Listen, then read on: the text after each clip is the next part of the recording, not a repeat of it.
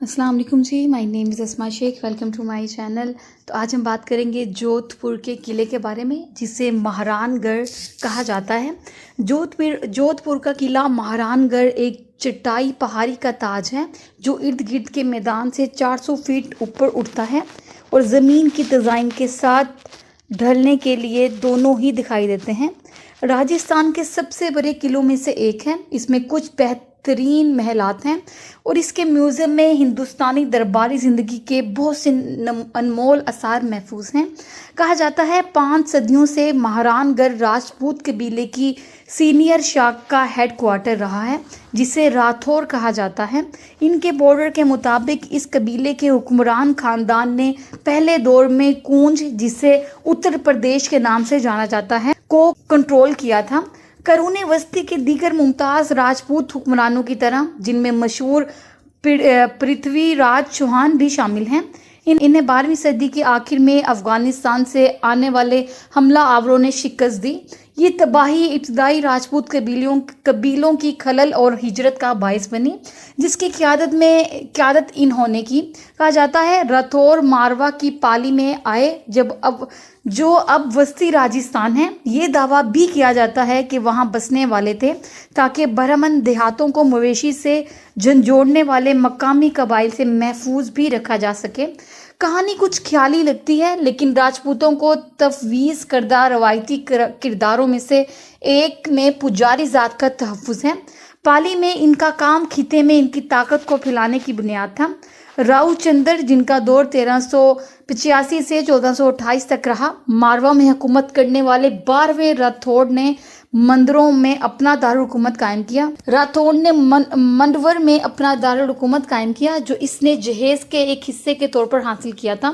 2 نسلوں کے بعد راؤ جودھا، جن کا دور 1385 سے 1440 تک رہا، انہوں نے جنوب میں 6 میل دور ایک نئی جگہ پر ایک الگ تھلگ چٹان پر قلعہ بنانا شروع کیا، جس کی بلندی اور بہتر قدرتی دفاع تھا۔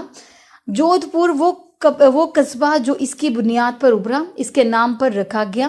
قلعے کا نام مہران گڑھ رکھا گیا، جس کا مطلب ہے سورج کا قلعہ۔ کہا جاتا ہے 500 گز سے زیادہ اس کی لمبائی اور اس کی دیوار جگہ جگہ 120 فٹ کی اونچائی تک اٹھتی ہے اور 70 فٹ موٹی ہے۔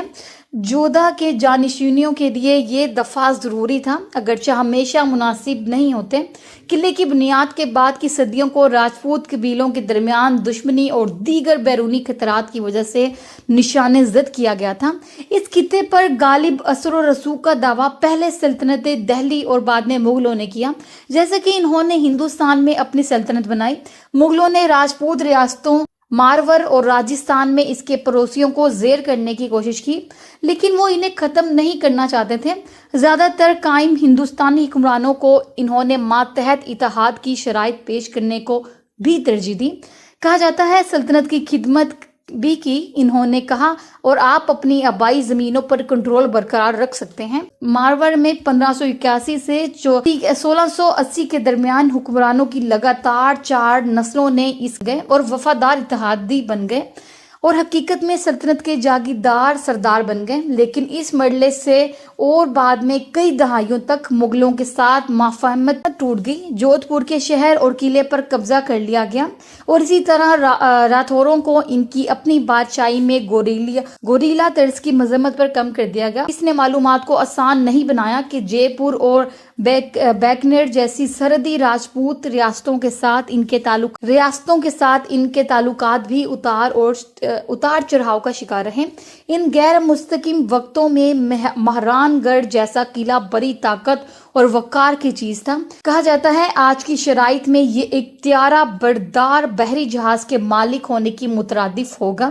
اس کے استعمال شاید کچھ زیادہ مختلف تھے۔ یہ صرف ایک فوجی اڈہ نہیں تھا، بلکہ حکمرانوں اور ان کی بیویوں کے لیے ایک محل بھی تھا، فنون، موسیقی، ادب کی سرپرستی کا مرکز، اور اس کی بہت سے مندروں اور مزاروں کے ساتھ یہ عبادت گاہ بھی تھی۔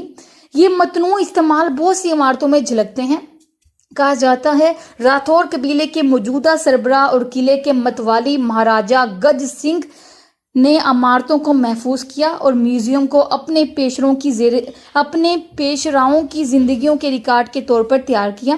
اس کے آباء و اجداد نے ریاست ماروا پر حکومت کی اور کئی نسلوں نے اس تعمیراتی خزانے کو تعمیر کیا، اور یہ اس بات کو یقینی بنانا ہے کہ ان کی میراث کو برقرار رکھا جائے اور سمجھا بھی جائے۔ جی تو یہ تھی ایک چھوٹی سی انفارمیشن ایک جودھ پور قلعے کے بارے میں، جسے مہران گڑھ کہا جاتا ہے، جو کہ انڈیا میں واقع ہے۔